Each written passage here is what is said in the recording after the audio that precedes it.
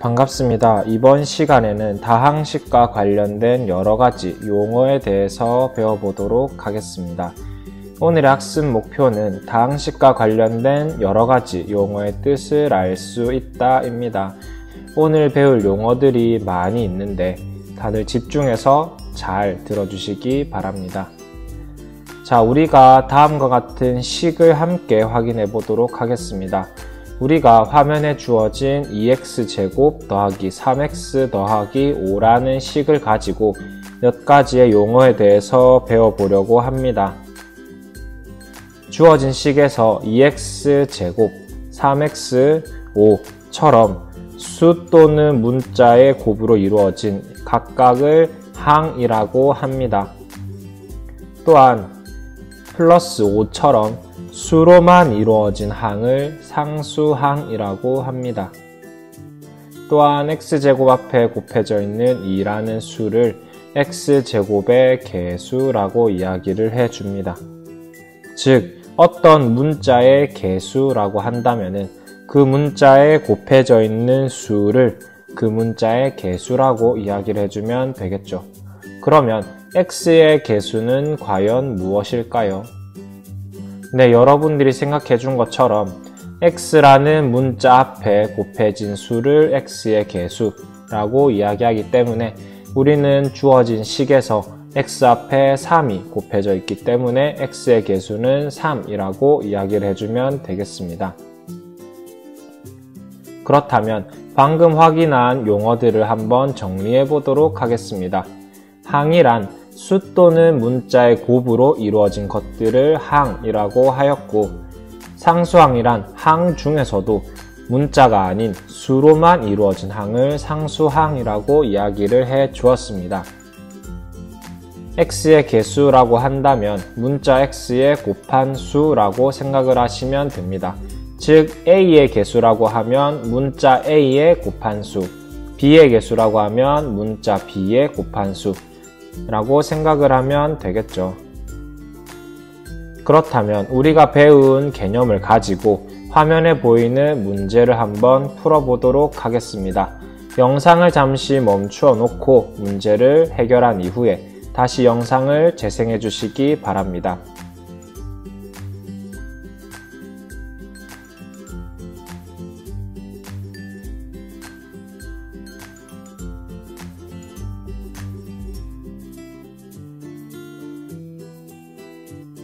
다들 잘 풀어보셨나요? 그렇다면 함께 확인해 보도록 하겠습니다. 우리가 첫 번째 식인 x제곱 마이너스 3x 더하기 1이라는 식에서 항은 x제곱과 마이너스 3x와 플러스 1이 있습니다. 이때 상수항이라고 한다면 우리가 수로만 이루어진 항이기 때문에 1이 되겠죠. x의 개수는 x의 곱한 수로서 마이너스 3이 될 것이고, x제곱의 개수는 우리가 앞서 배운 곱셈 기호의 생략에서 1이 곱해져 있는 경우는 생략을 할 수 있다고 했었죠. 따라서 x제곱 앞에 아무런 수가 없지만 우리는 1이 생략되어 있다는 것을 알고 있기 때문에 우리는 x제곱의 개수가 1이다 라고 이야기를 할 수가 있습니다. 두 번째 식을 함께 살펴보도록 하겠습니다. 두 번째 식을 본다면 2a 빼기 5분의 3b 더하기 0.3이라는 식이 주어져 있는데, 이때의 항은 2a 마이너스 5분의 3b 0.3이 됩니다. 이때의 수로만 이루어진 상수항은 0.3이 될 것이고, a의 개수는 a의 곱한 수인 2, b의 개수는 b의 곱한 수인 마이너스 5분의 3이라고 이야기를 해주시면 됩니다. 이때 몇몇 친구들 중에서 항을 구하라는 문제에서 마이너스 3x 대신 그냥 3x라고 쓴 친구들도 있을 것이고, 마이너스 5분의 3b 대신에 그냥 5분의 3b라고 써준 친구들도 있을 것입니다. 그렇지만 이때 주의해야 될 것은 항은 부호를 포함하여서 나타내는 것입니다.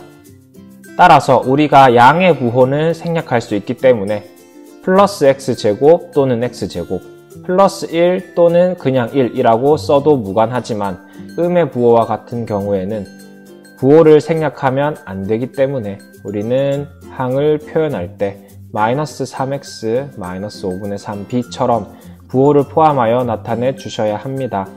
우리가 조금 더 쉽게 항을 찾는 방법은 다음과 같은 식을 우리가 배운 정수와 유리수의 덧셈과 뺄셈을 이용하여서 다음과 같이 표현을 하는 것입니다. 우리는 x제곱 마이너스 3x 플러스 1이라는 식을 x제곱 더하기 마이너스 3x 더하기 1이라는 식과 같다라는 것을 알고 있죠.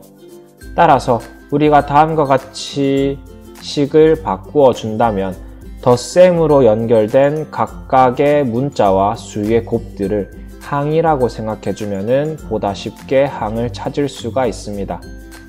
두 번째 식을 살펴본다면 2a 빼기 5분의 3b 더하기 0.3 같은 경우에도 다음과 같이 덧셈으로 연결된 식으로 바꾸어 준다면 우리는 항을 2a와 마이너스 5분의 3b 그리고 0.3이라는 것을 쉽게 찾을 수가 있겠죠. 우리가 이렇게 항, 상수항, 계수에 대해서 배워보았습니다. 그렇다면 몇 가지 용어들을 더 배워볼까요? 화면에 주어져 있는 것과 같이 2x, 3x제곱 더하기 3, 3a 더하기 5b 빼기 7과 같이 한 개의 항 또는 두 개 이상의 항의 합으로 이루어진 식을 다항식이라고 이야기를 해줍니다. 2x처럼 항이 한 개인 경우도 있을 것이고 3x제곱 더하기 3처럼 2개, 3a 더하기 5b 빼기 7처럼 항이 3개 또는 그 이상인 경우에도 이렇게 항의 합으로 이루어진 식을 다항식이라고 이야기를 해줍니다. 한편 2x, 마이너스 5, 5b처럼 다항식 중에서 한 개의 항으로만 이루어진 다항식을 단항식이라고 이야기를 해줍니다. 즉, 항이 하나만 있는 다항식을 단항식이라고 이야기를 해주겠죠. 이때 2x는 다항식이면서도 단항식이라고 이야기를 할 수가 있습니다. 이때 한 개의 항만 있더라도 다항식이라고 이야기를 해줄 수 있기 때문에 2x를 다항식이라고 이야기를 해줄 수가 있으며 우리는 다항식 중에서 단항식을 찾는 것이기 때문에 단항식은 항상 다항식이다라고 이야기를 해줄 수가 있습니다. 조금 어려워하는 친구들이 있을 수도 있기 때문에 문제를 함께 풀어보도록 하겠습니다. 왼쪽에 주어진 식들이 다항식인지 단항식인지 둘 다인지 또는 둘 다 아닌지에 대해서 한번 표시를 해보도록 할까요? 영상을 잠시 멈춰 놓고 문제를 해결한 뒤에 다시 영상을 재생해 주시기 바랍니다.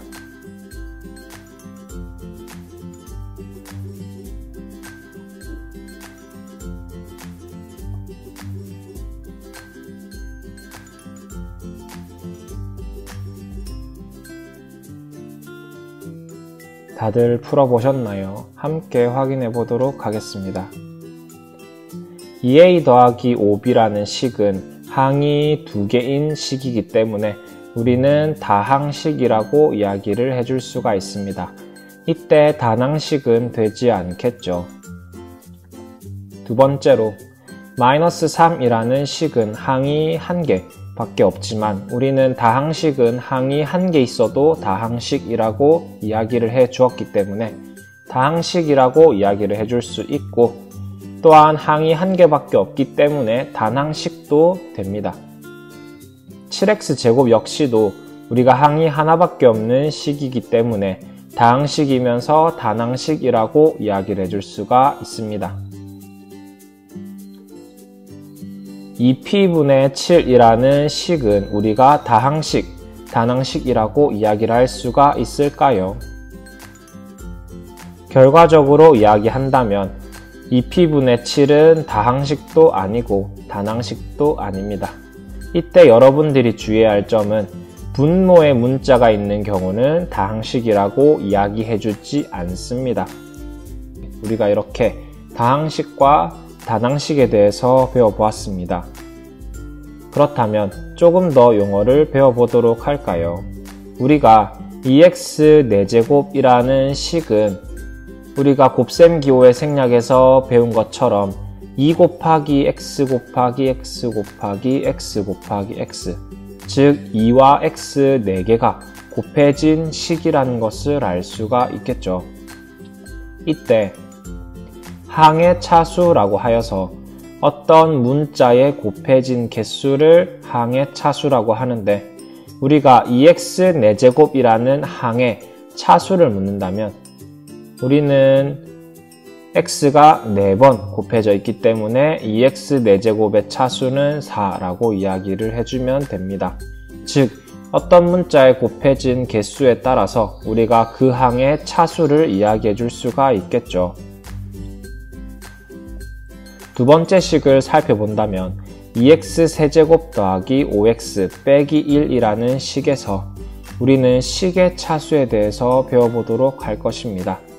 식의 차수란 다항식에서 차수가 가장 큰 항의 차수를 의미합니다. 즉, 2x 세제곱 더하기 5x 빼기 1의 차수라고 한다면 우리가 주어진 다항식에서 각각의 항의 차수를 먼저 확인해 봅니다. 첫 번째 항 2x 세제곱의 차수는 x가 3번 곱해져 있기 때문에 3이라고 생각을 하면 되겠죠.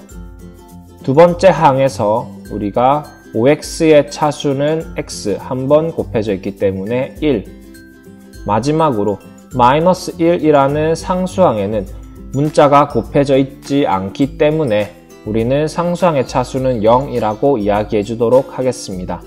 즉, 다항식에서 각각의 항들의 차수를 살펴보니까 3, 1, 0이라는 것을 알 수가 있고, 이 중에서 가장 큰 항의 차수는 3이기 때문에 우리는 2x 세제곱 더하기 5x 빼기 1의 차수는 3이라고 얘기해 줄 수가 있습니다. 즉, 주어진 다항식의 차수가 3이라고 이야기를 해주면 되겠죠. 이때 우리는 차수가 1인 다항식에 대하여서 1차식이라고 이야기를 해줍니다. 예를 들어서 2x처럼 항이 하나밖에 없는 다항식의 경우에도 가장 높은 차수가 1이기 때문에 1차식이라고 이야기를 해줄 수가 있고, 3a 더하기 1처럼 차수가 1인 항과 차수가 0인 상수항이 있는 경우에도 차수가 가장 큰 항이 1이기 때문에 3a 더하기 1은 차수가 1인 다항식이라고 이야기해 줄 수가 있습니다. 또한 3p-5 역시도 차수가 1인 다항식이라고 이야기해 줄 수가 있겠죠. 하지만 마이너스 x제곱 더하기 3과 같이 차수가 2인 항을 가지고 있는 다항식의 경우에는 1차식이라고 이야기할 수가 없으며, 상수항만 있는 경우에도 1차식이라고 이야기를 할 수가 없습니다. 오늘 우리가 이렇게 다항식과 관련된 여러 가지 용어들에 대해서 배워보았는데 한번 정리를 해보도록 하겠습니다.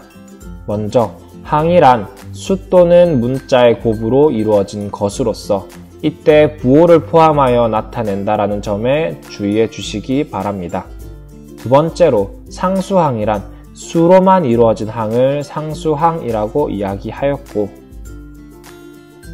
어떤 문자의 개수라고 하여서 문자의 곱한 수를 그 문자의 개수라고 이야기를 해 주었습니다. 또한 우리는 다항식에 대해서도 배워보았는데, 한 개의 항 또는 두 개 이상의 항의 합으로 이루어진 식을 다항식이라고 이야기해 주었고, 다항식 중에서도 한 개의 항만으로 이루어진 다항식을 다낭식이라고 이야기해 주었습니다. 이때 분모에 문자가 있는 경우에는 다항식이라고 이야기를 해주지 않았었죠. 또한 우리는 항의 차수라고 하여서 어떤 문자가 곱해진 개수를 그 항의 차수라고 이야기해 주었고, 어떤 다항식의 차수라고 하여서 다항식에서 차수가 가장 큰 항의 차수를 그 식의 차수라고 이야기를 해 주었습니다. 마지막으로 1차식이란 차수가 1인 다항식을 1차식이라고 이야기해 주었습니다. 오늘 배운 여러가지 용어들은 우리가 앞으로 수학을 공부하고 함께 배워나가는 가운데 자주 사용되는 용어들이기 때문에 잘 기억해 주시고 또한 복습해 주시기 바랍니다. 오늘 수업은 여기까지 하도록 하겠습니다. 감사합니다.